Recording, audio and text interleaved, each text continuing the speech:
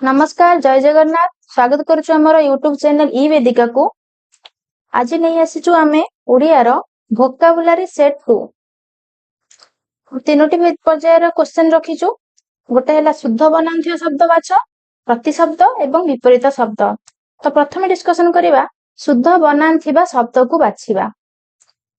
एक number question Charoti option अछि। Question T कोन अछि ना प्रत्येक कन्फ्यूजन कोठी हबो ना तरे एक रहिबो ना रहिबोनी ताले राइट आंसर कोठा हबो। एठी राइट आंसर हबो ऑप्शन नंबर बी प तले र फळा तरे एक रहिबो प्रत्येक।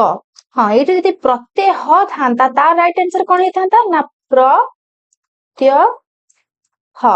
एटा हबो राइट आंसर प्रत्यय हर। 2 नंबर क्वेश्चन आधिक्यता अधिकता आधिक्य एवं अधिकता कोटा हबो राइट आंसर। एठी दुईटी ऑप्शन हमर करेक्ट हबो ऑप्शन बी अधिकता एवं option C आधिक्य। 3 number question Manaswini Manaswini रो कोटा हबो राइट आंसर। एठी कोटा कंफ्यूजन देखंतु शुद्ध शब्द रे सब बेले कंफ्यूजन को दिनसर हुए ना हर्षैकार रहिबो ना दीर्घैकार रहिबो। आ गोटे बड़ कंफ्यूजन कोठी हुए ना को स रहिबो दंतेश ना तालबेश ना मुधनेश। एठी हमर चारोटी जांक ऑप्शन ले तो दंतेश अछि तन कंफ्यूजन कोठी ना स रे सैकार रहिबो ना दीर्घैकार रहिबो और न रे कोन रहिबो। जेहेतु मनस्विनी एक स्त्रीलिंग तो लास्ट को सबले दीर्घैकार रहिबो। तो राइट आंसर हे जिवो ऑप्शन बी मनस्विनी। 4 नंबर क्वेश्चन अनसुया कोटा हबो राइट आंसर। स रे हसुकार ना दीर्घकार ताले कोटा राइट आंसर हबो अनसुया। अनुसुया नो न तळे हसुकार की दीर्घकार रहिबोनी राइट आंसर हबो option number A. 5 number question अहर्निशी अहर्निशी समस्त कहते अहर्निशी किंतु एक्चुअली सेटा अहर्निशी नो अहर्निश। तो राइट आंसर हबो ऑप्शन सी अहर्निश। आ एठी रेपटा न रे रहिबो किंतु ऑप्शन डी रे अछि ह रे किंतु हमर राइट आंसर हबो ऑप्शन नंबर सी अहर्निश। द्वितीय पेज रे हम रखिछु ठीक प्रतिशब्दटी बाछ। क्वेश्चन नंबर 1 कोन अछि चित्रभानुर प्रतिशब्द।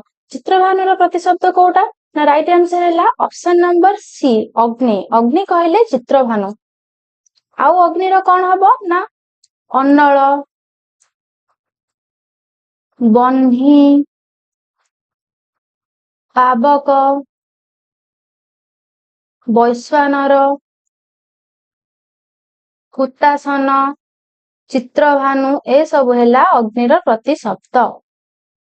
द्वितीय नंबर क्वेश्चन कल्लोळर प्रतिशब्द केउंटी हबो। कल्लोळर प्रतिशब्द केउंटी ना राइट आंसर हबो तरंग ऑप्शन नंबर सी। कल्लोळर आउ कोन प्रतिशब्द उर्मी लहरी ए सब। ऑप्शन ए रे अछि कुकुभ। कुकुभ कहार ना कुकुभ होची दिग बा आशा। कामरुक कहार कामरुक कहला कोदंडर। झर कहले झर झरणा एको कहंती झर रहला झरणा। ऑप्शन हमर एठी राइट आंसर हैला option number C. 3 number question त्रिपथगा त्रिपथगा कहार प्रतिशब्द ना त्रिपथगा कहले हमें गंगा को बुझीबा।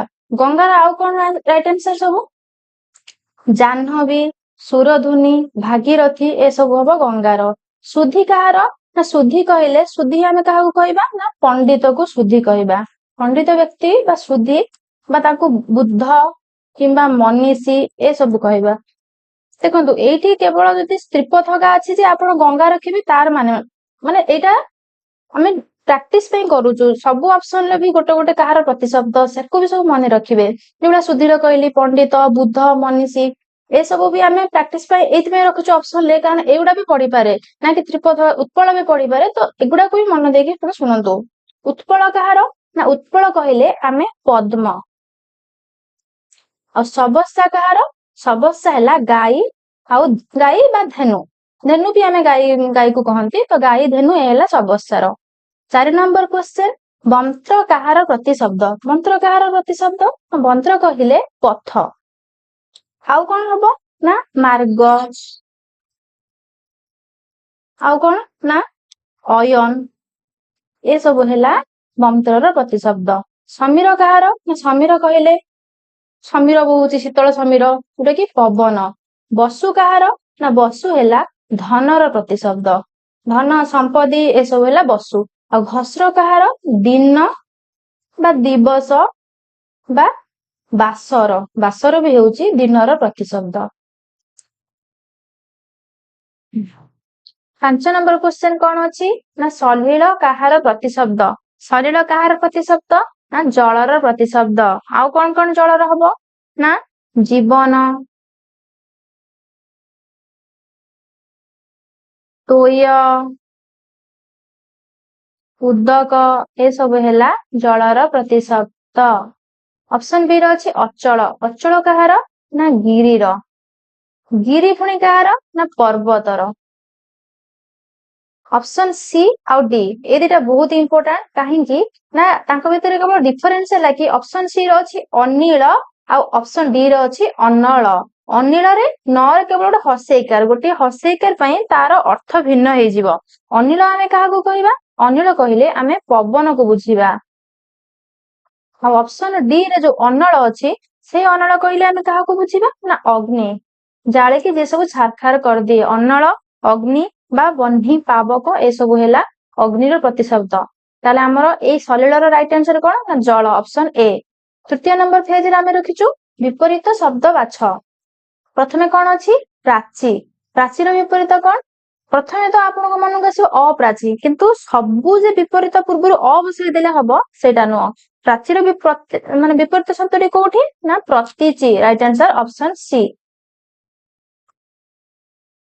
2 ନମ୍ବର କ୍ୱେଶ୍ଚନ ତିରୋଧାନ। ତିରୋଧାନର ବିପରୀତ ଶବ୍ଦଟି କଣ? ରାଇଟ ଆନ୍ସର କୋଉଟା ହବ ନା ଆବିର୍ଭାବ। ତିରୋଧାନର ଆବିର୍ଭାବ।